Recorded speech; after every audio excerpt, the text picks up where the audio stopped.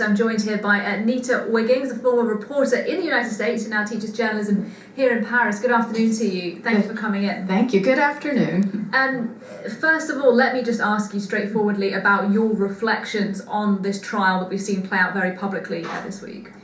I wanted to hear witnesses, and I would imagine other people in the public would want to hear the voices. Having been a journalist for so long and having covered trials, I know that there's a difference when a person sits there and under oath testifies and explains feelings and memories, and sometimes the lip trembles, and that is effective in telling the story. More so, in my view, than having someone who is representing one side of the case sharing his emotion, as Mr. Raskin did. Okay, that was important, but it's better, in my view, to have a witness who is not necessarily arguing one side or the other. And yes. Would you have found it helpful, interesting to hear Trump himself speak at the trial? Of course, yes. My wish list for witnesses would have included the former president, and as well as maybe Ivanka Trump or anyone else who had been with Mr. Trump at the time of this insurrection. And that way, the emotion, the real life feelings that will affect the way a jury member votes, that would have been on the table. That the Democrats did not call witnesses, to me, says that the party is playing small. It's small ball. Instead of go for the score, put it all out there. To not hear witnesses diminished the case. Well, maybe, perhaps, that Democrats didn't call witnesses in this case because the outcome of this trial was known, it is likely to be known before we actually hear the result. We very strongly expect that Donald Trump will be acquitted in this impeachment trial. I wonder whether you still think it's been a worthwhile exercise, given that we are very likely to have already known the outcome.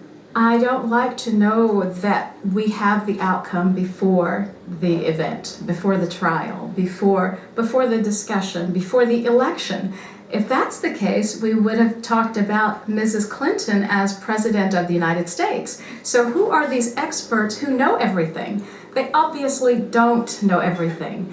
And with the human component of having a witness, maybe it changes the dynamic where the jurors in this particular case have to listen. They have to give some respect to the person who's offering testimony.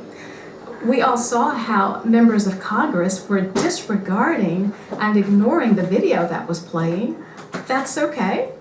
I accept that. But if there had been perhaps Mrs. Karen Pence on the stand, what elected official could sit in the chamber and doodle as Mrs. Karen Pence gave her recollections, or any other witnesses? And so how do we say we know everything before we know it? Because we don't. And I think you're right. It certainly would have been a more sort of dynamic trial had we seen those witnesses come forward. However, clearly, we didn't. And when Joe Biden took the oath of office, he talked about the importance of unity in the United States going forward.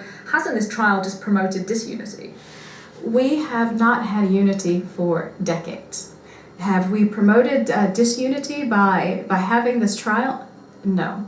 The trial is necessary. It's written in our laws. There's no way that a person ending a presidential term can do the actions that we've all witnessed and not have any repercussions. So unity, there was no unity. But my solution to all of this is, I know the Democrats are trying to block a future presidential run by former President Trump.